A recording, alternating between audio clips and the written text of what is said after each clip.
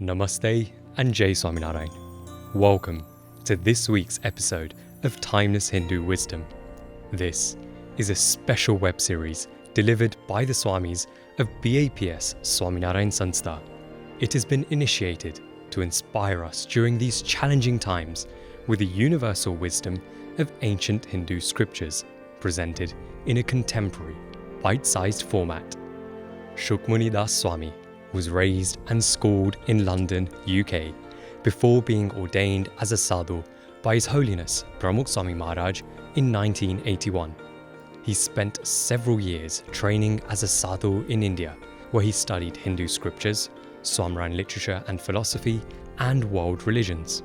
Shukmunidas Swami then returned to London in 1996, where he oversaw youth activities for BAPS around the UK, guiding and motivating teenagers and young adults to fulfill their personal, educational, and spiritual potential.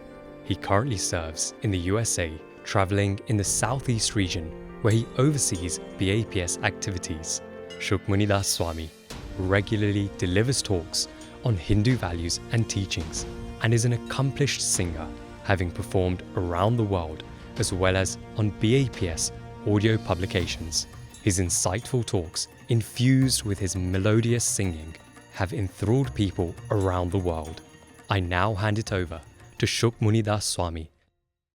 Shri Swaminarayan Bhagavan Jai, Akshar Purushottam Maharaj Jai, Gunatitananda Swami Maharaj Jai, Radha Krishna Devani Jai, Siyavar Ramachandra Bhagavani Jai, Umapati Mahadevani Jai, Guru Hari Pramukh Swami Maharaj Jai, Guru Hari Mahant Swami Maharaj Jai, Pramukh Swami Maharaj Shatabdi Mahotsav Jai, Akshardham Mahotsav Jai. Namaste and Jai Swaminarayan. Welcome to this two-part episode of Timeless Hindu Wisdom, titled How to Turn Bad into Good and Vice Versa. In today's episode, we will be exploring the power of the mind, behavioral psychology, and the impact of bad company and negative influences. The human mind is a very powerful and fascinating tool that we all possess. And together with our imagination and thoughts, our mind can create success or failure, happiness or unhappiness, opportunities or obstacles. It can actually even enslave us or empower us. Aliyah Crum, who has a PhD in psychology and is the assistant professor of psychology at the prestigious Stanford University in America, she also directs the Stanford Mind and Body Laboratory. In one of her researches, she writes that our minds are not just passive observers, simply perceiving reality as it is. She says that our minds are actually changing into reality. She states an example, saying that once a group of people who were taking a milkshake, they were told that they were consuming caffeine. And this naturally just raised their blood pressure. In all honesty, there was not even a trace of caffeine in the milkshake. It sounds absolutely absurd, but our minds actually can shape perceptions into reality. Dr. Bernie Siegel, an MD, who currently is an American writer and a retired pediatric surgeon, who also now extensively writes on the relationship between the patient and the healing process. He believes very strongly that there is a connection between a man's attitude and his own survival. In his book, Love, Medicine and Miracles, Dr. Siegel explains the power of the mind to heal and how loving one's self can be a path to healing. In story after story, Dr. Siegel chronicles the amazing and miraculous results of the mind and body connection in bringing about true healing. He writes of his most dear patient who was close to dying, and the man had decided to go to Colorado to die surrounded by the beautiful mountain scenery. On departure, Dr. Siegel genuinely requested his family that they should invite him to the man's funeral, as the man was expected to die within a few weeks after leaving the clinic. Months and months passed by. Dr. Siegel came across the medical records of the man, and it then struck him that he had not received an invite to the man's funeral. Absolutely annoyed, Dr. Siegel, he calls the family to find out why. Surprisingly, the man answered the phone himself, and he told Dr. Siegel, "Doctor, it is so beautiful here in Colorado that I just forgot to die." Dr. Siegel mentions another example. A lady patient diagnosed with pancreatic cancer. After every possible treatment by the doctors and with no hope of survival, she was recommended by her doctor to go home to die in peace. 2 months later, the cancerous tumor actually disappeared. The lady came to meet Dr. Siegel, and she stands in front of the desk. He's literally shocked seeing her standing there in front of him, and he asks her what had happened. She responded, saying, "Doctor, I left all my troubles to God, and I decided to live a joyful life. And doctor, here I am, standing before you, fully alive." Dr. Siegel writes, "It is simply astonishing, but the mind becomes very powerful, and it programs your body. And your body expects what your mind is visualizing." Now, this clearly tells us that our minds play a very critical role in our perceptions, in our actions, and in all our doings in life.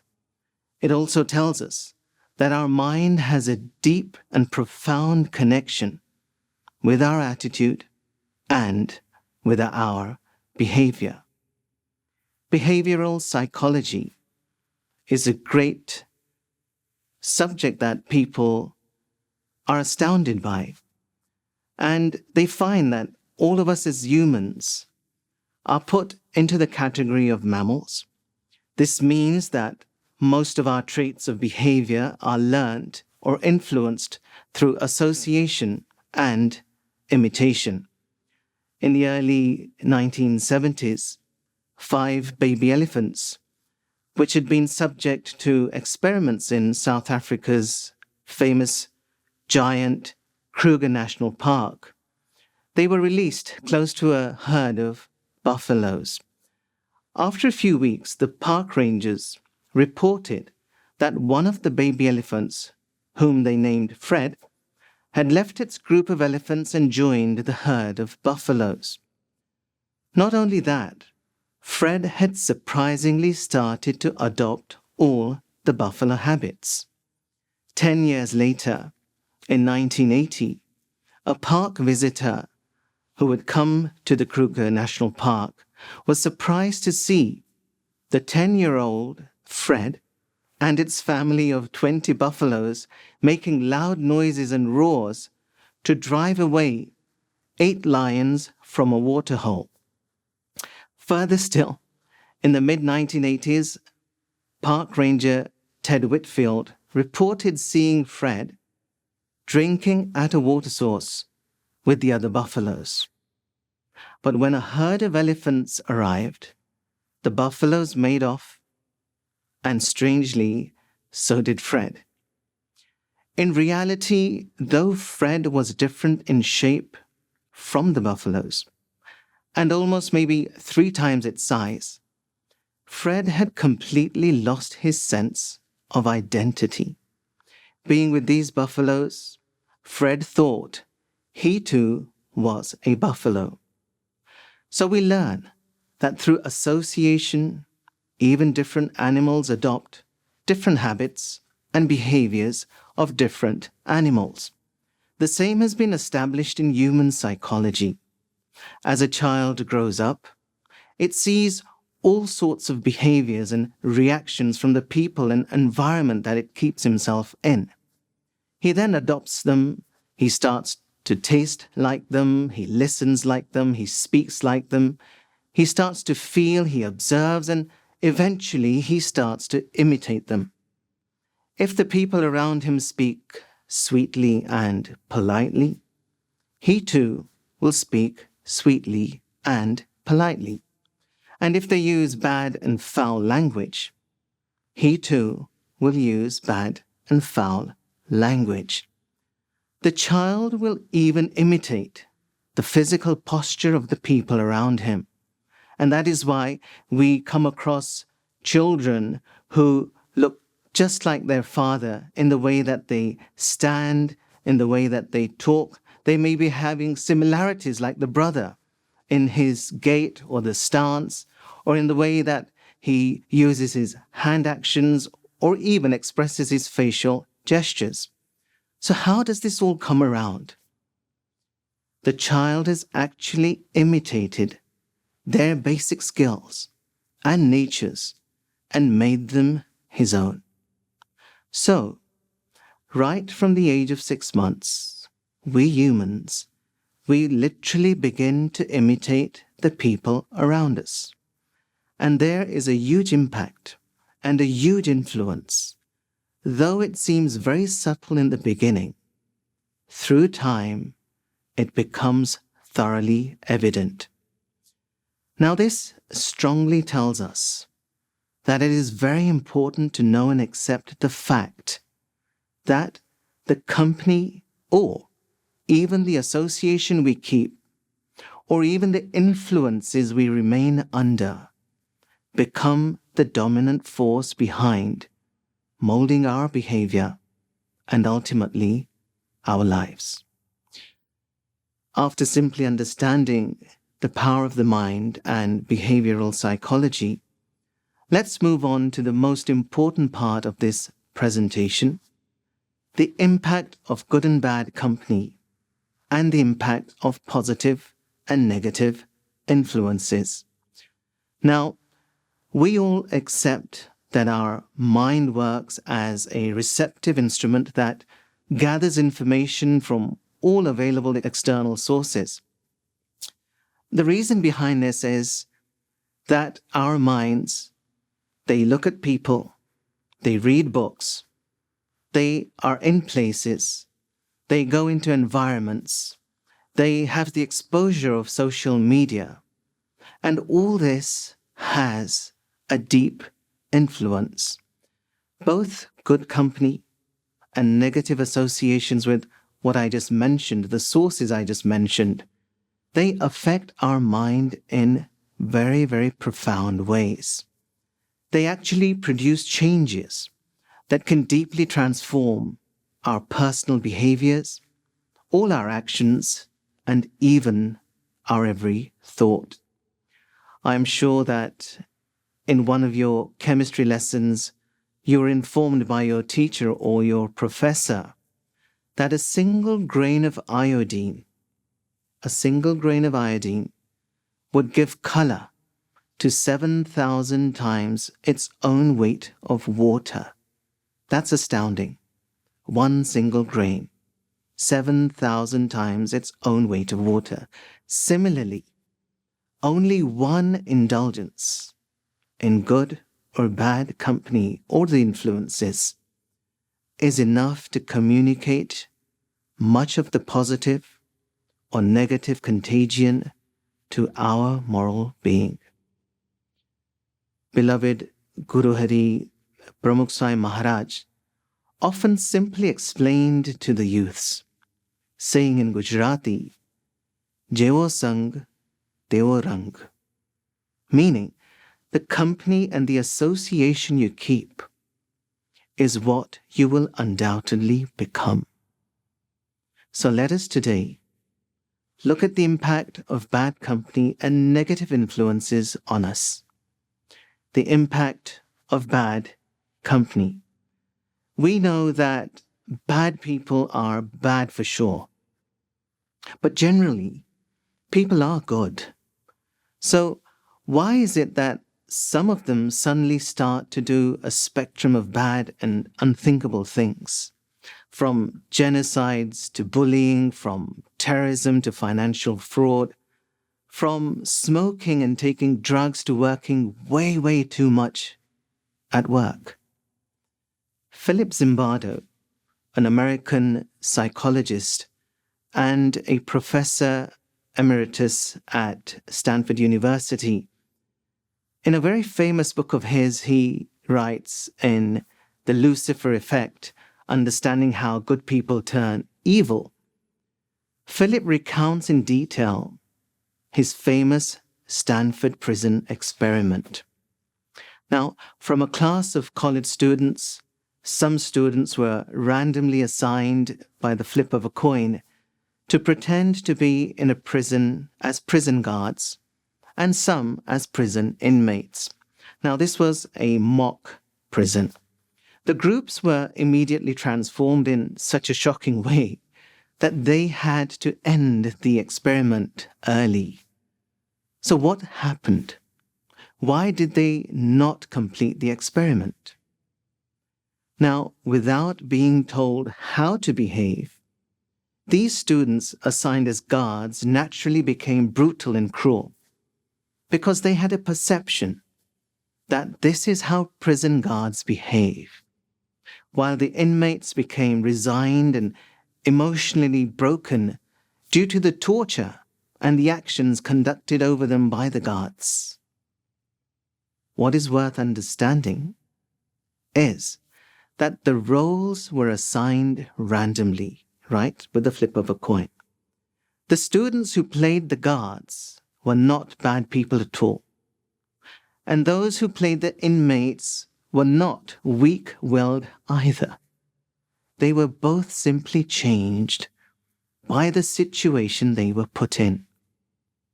The lesson we learn is good apples in bad barrels become bad apples. So when we stay in the company of friends or people who smoke, who drink, who take drugs, who have no discrimination between good and bad or right and wrong, who are immoral and unrighteous, we too begin to accept them, and we too start to follow them ourselves. Eventually, we fall in the same black hole as them. For example, the impact of media. I remember many years ago, I read a heartbreaking newspaper cutting from the Daily Express, the British tabloid, dated the 24th of March 1989. An American boy, 16-year-old, Brian Britton his name, though bright and intelligent at high school, was obsessed by the film hero Rambo. Now, we all know that Rambo was acted by Sylvester Stallone. Brian had viewed every single Rambo movie, and he had filled his Rambo shrine bedroom with infinite memorabilia. He, in fact, even kept guns and ammunition and smoke grenades by his bedside. So you can see that he was actually completely obsessed by what he had seen. Now, this obsession turned deadly sour after an argument with his parents one morning. And then one day, after one of these quarrels, he fatally shot his father, his mother, and his brother Jason, who was only 8 years old. It was only his badly injured sister, Sherry, who was aged 18, who survived to tell the police what had happened. An absolutely brutal, horrendous, and shocking incident, right? But it is true. What you see and get obsessed by impacts your mind. And one day, your mind will prompt and tempt you to do something like that in your life. The impact, the influence of bad company and the media. Let's look at the impact of friends. A youth originally from Bhavnagar, Gujarat, whom we just recently met during our travels in the US, he shared his story with us. Now, he comes from a very well-respected family. They're all daily visitors at the local Hindu mandir in Bhavnagar. And they all live a very pious and a very value-based life. Now, for further education, this youth had moved to Vidyanagar from Bhavnagar to pursue a degree in engineering. His father had given a donation of more than 50,000 rupees for his admission at that prestigious university. So even the expectations of success were set very high by the family. At university, he met a group of students who initially seemed very good, and he quickly became friends with them. But he soon found out that the friends were involved in bad addictions of chewing tobacco and smoking cigarettes. And they would often encourage him to join them, but he would deny them each time, remaining absolutely steadfast in his beliefs and his religious practices. However, after spending more and more time with them, he slowly lost his resilience, and one day he gave in. He gave in to what an extent that not a day would go without taking a cigarette. It just did not end there. It was not long before that he started to join his friends to drink alcohol and behave absolutely inappropriately towards other people. A time soon came that his money savings were not enough to fuel his addictions and his bad lifestyle. So this youth joined his friends to gamble and make money. In one day, he lost 15,000 rupees and was then constantly threatened by his friends to pay up. So he resorted to using someone's credit card to pay off the debt.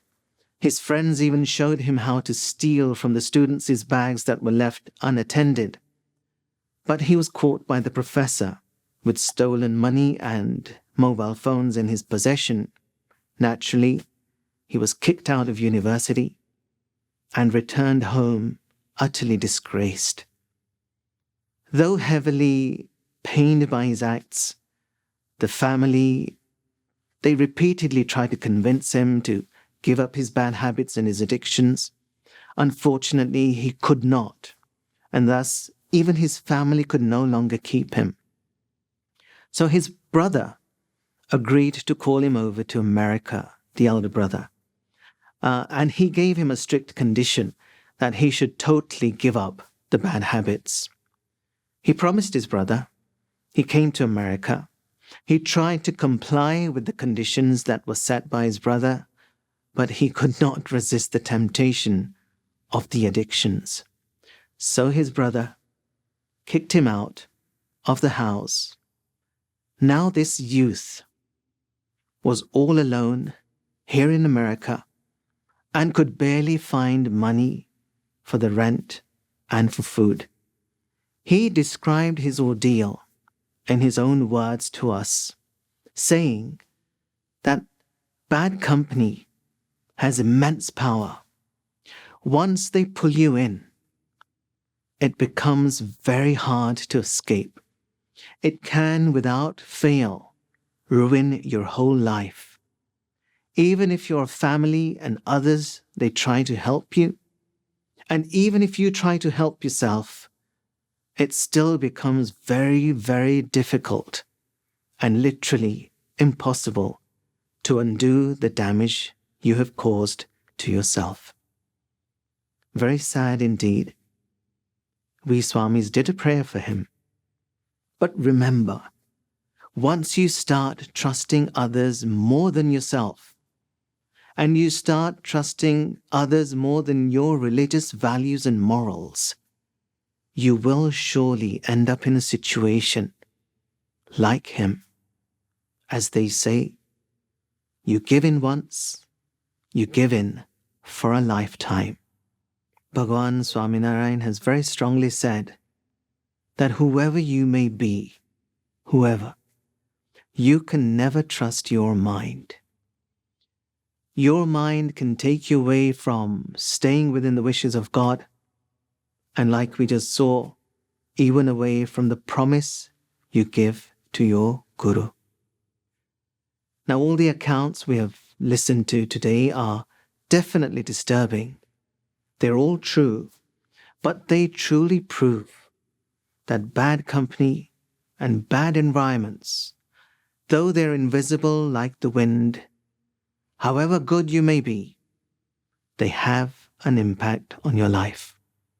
They can drag you deeper and deeper into their grip, and they can even change innocence into guilt in a fraction of a second.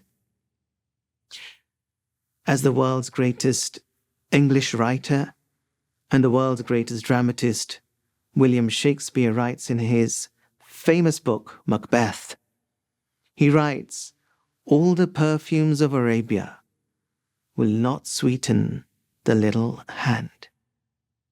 I am sure many of you have read the book, and you may know the plot better than I do. Shakespeare refers to when Lady Macbeth, she had the blood of King Duncan on her hands. She was part of this vicious act of murdering him, though she later had deep regret and great repentance for this vicious act. She could still not overcome the smell. She could still see, with guilt, that blood on her hands lifelong. Similarly, bad company and negative influences, they can smear and taint your lives. Whatever you do to try to forget your wrongdoings and sins, it will still haunt you forever. This, friends, is the impact of bad company and negative influences. Just to summarize today's talk, we started off talking about the power of the mind and how pivotal our mind is in crafting our perceptions, our actions, and all our doings in life. We also learned that our mind has a very deep and profound connection with our attitude and with our behavior. We then went on to learn behavioral psychology of humans, that like all mammals, from a very early age, we humans begin to imitate the behaviors and interactions of the people around us. Though expressed very subtly in the beginning, it becomes very evident through time. This influence is the dominant force behind molding our behavior and, ultimately, our life. We then ended by looking at real-life examples of the impact caused by bad company and negative influences, whether it be the media, the social apps, friends, or the environment we live in. In the next part, we will look at the impact of good company and positive influences. We will also look at the choices we can make to remain good, if we are good, or to turn from bad to good, if we are bad. Jai Swaminarayan.